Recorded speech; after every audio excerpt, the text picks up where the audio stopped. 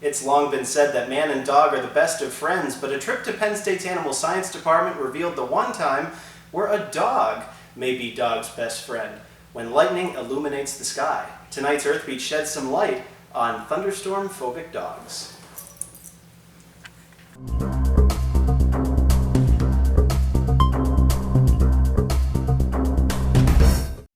Lightning, thunder, canine chaos.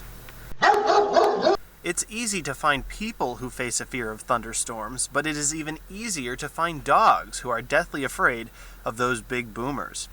Several floors up in the Agricultural Science and Industries building, a look outside offers views of a building thundercloud, but across the hall, Dr. Nancy Dreschel offers a view inside the minds of our furry canine friends. A lot of dogs are fearful of thunderstorms. They get a little nervous by it, and maybe they pant and pace, but some dogs are actually phobic, and they have like a panic reaction when they hear thunderstorms or sense thunderstorms, and so those dogs are kind of over-the-top reaction. Before coming to Penn State, Dr. Dreschel was a practicing veterinarian for 12 years and had a lot of patients with thunderstorm phobia. It helped spark her interest to investigate why storms spark panic in dogs. Being an animal science expert, Nancy eventually organized a method to track the behavior of dogs and their respective owners in response to a thunderstorm. We had a really large boom box with a CD player that played the live thunderstorm recording, really high quality recording, and we played it really, really loud. So what we did was I went in several days earlier, kind of set that up. We set up a camera so that they could record the behaviors of the dog, and then the owner would play the simulated thunderstorm for 5 minutes at high intensity, film the dog at the same time, collect saliva before, immediately after, 20 minutes after, and then 40 minutes after. We also collected saliva on the humans as well. So why saliva, and why a sample from the owners? Well, it turns out that both humans' and dogs' behaviors and stress can be analyzed using a common hormone, cortisol. Cortisol is a stress hormone, so it's produced by the adrenal glands in times of stress, it can also be produced during exercise or excitement, but it's the body's natural reaction to kind of dealing with changes in the environment and changes that are going on in the animal. So we can measure cortisol in lots of different things, so plasma, blood, hair, saliva, which is what we use. And so the reason I use cortisol, salivary cortisol, is because it's really easy to use in dogs. You just have to stick a little swab into their mouth and let them chew on it. Given that all dogs have a different tolerance to thunderstorms and their associated stress, the results of a cortisol analysis will vary, but it is no surprise that the effects can last quite a while.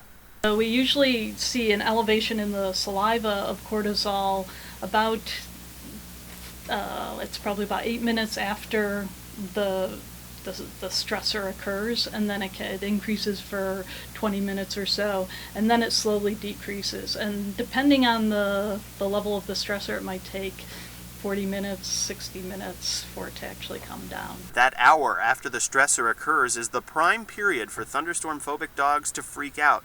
It can be when furniture gets clawed, walls acquire holes, or windows get broken.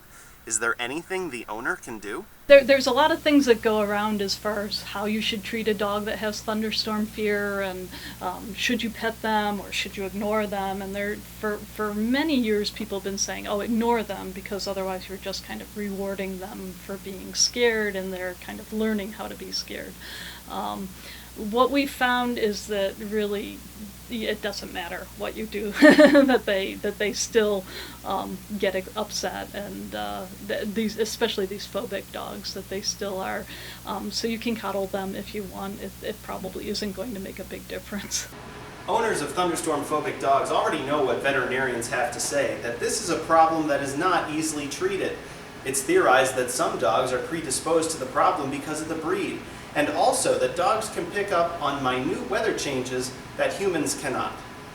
Some dogs, it's interesting, and even one of the dogs in our study didn't respond to the noise. So it turns out that she gets upset by something else that's going on during a thunderstorm, whether it's pressure changes or static in the air or something like that.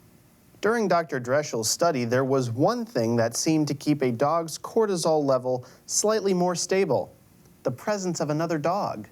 So that was something that we did see in our study, that dogs that were in multi-dog households had not as high an increase in cortisol as those that lived by themselves, which was really interesting to me because the dogs, I saw the videos of these dogs, and they weren't always with the other dog at the time, and they weren't necessarily interacting with the other dog at the same time. So sometimes the other dog would just be hanging out and no big deal, and this dog would be freaking out. And it might have been even that just living with another dog provides kind of this constant stress, so they don't react as much. Now, Dr. Dreschel did tell me that they cannot say for certain whether this was just a coincidence during their study or if there is a deeper truth to it. She does not recommend adopting another dog solely for this purpose just yet. In the meantime, if your dog is thunderstorm phobic, the best thing you can do right now is to help desensitize them during a storm. Perhaps heading to a basement to minimize noise, or blacking out windows so lightning is less obvious. Subtleties that will help to make the storm environment just a little less rough. For Weather World, I'm Ben Reppert.